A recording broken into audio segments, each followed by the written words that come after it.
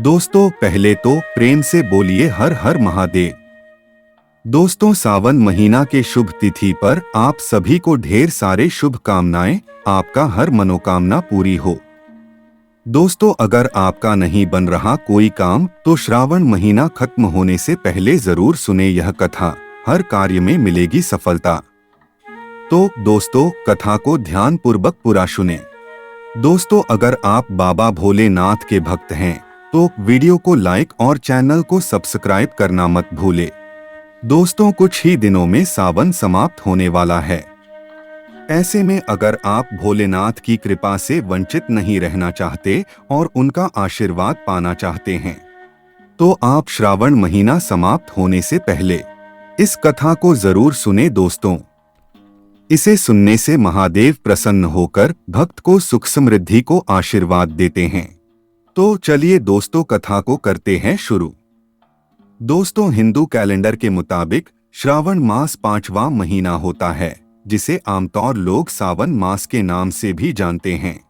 दोस्तों फिलहाल सावन का महीना चल रहा है, जो कि देवों के देव महादेव भगवान भोलेनाथ को ही समर्पित होता है।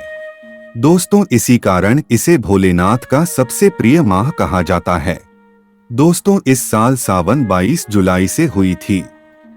इस पूरे मास में भगवान शिव के साथ माता पार्वती की पूजा करने का विधान है। दोस्तों शिव पुराण के अनुसार श्रावण मास में भगवान शिव और माता पार्वती भूलोक यानी पृथ्वी पर निवास करते हैं।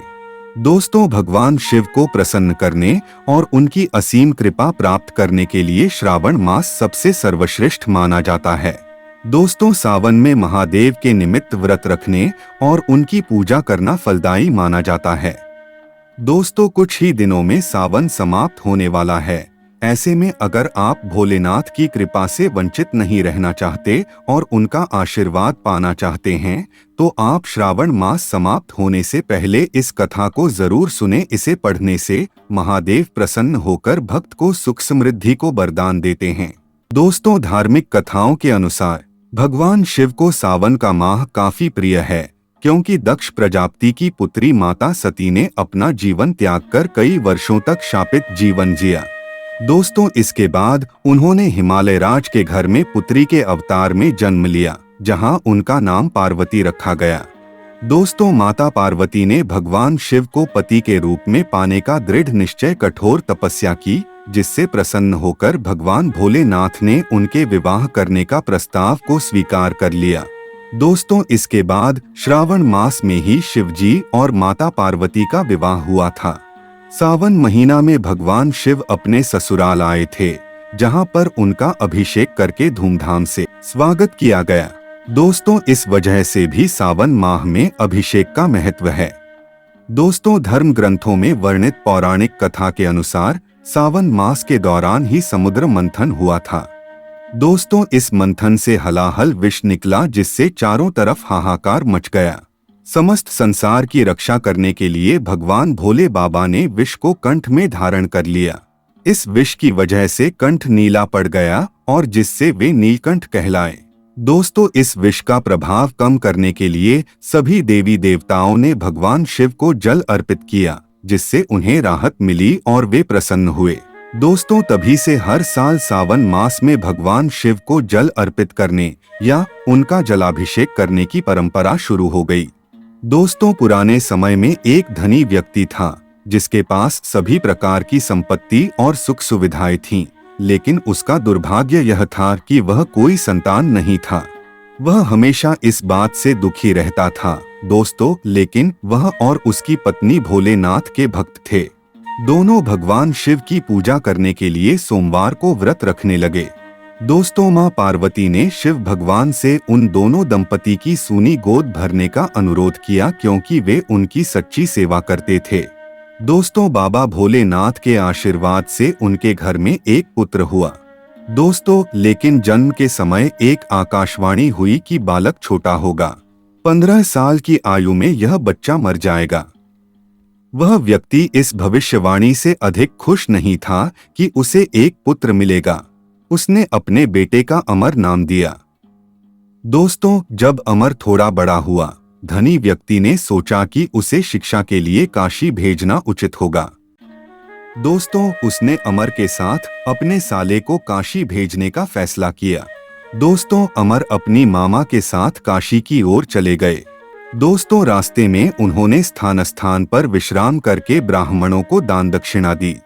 धीरे धीरे वे एक नगर में पहुंचे जहां एक राजकुमारी का विवाह समारोह था।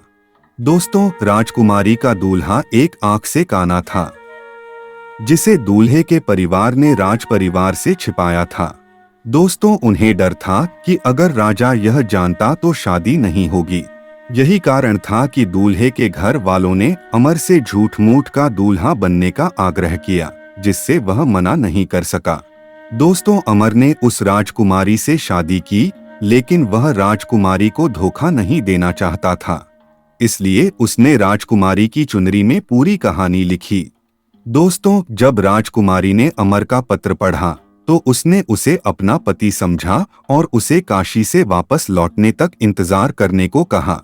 दोस्तों, अमर और उसके मामा वहां से काशी की ओर चले गए। दोस्तों, समय चलता रहा। उधर अमर हमेशा धार्मिक काम करता था। ठीक 15 वर्ष का अमर शिव मंदिर में भोले बाबा को बेल पत्तियां चढ़ाता था। दोस्तों, यमराज ने उसे वहीं मार डाला, लेकिन भगवान शिव ने अमर की भक्ति से प्रसन्न होकर उसे अनंत जीवन का वरदान दिया। दोस्तों, यमराज को खाली हाथ वापस आना पड़ा।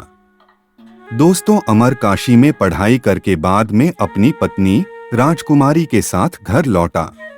दोस्तों, व्यापारी अपनी पत्नी और दोस्तों के साथ शहर के द्वार पर पहुंचा।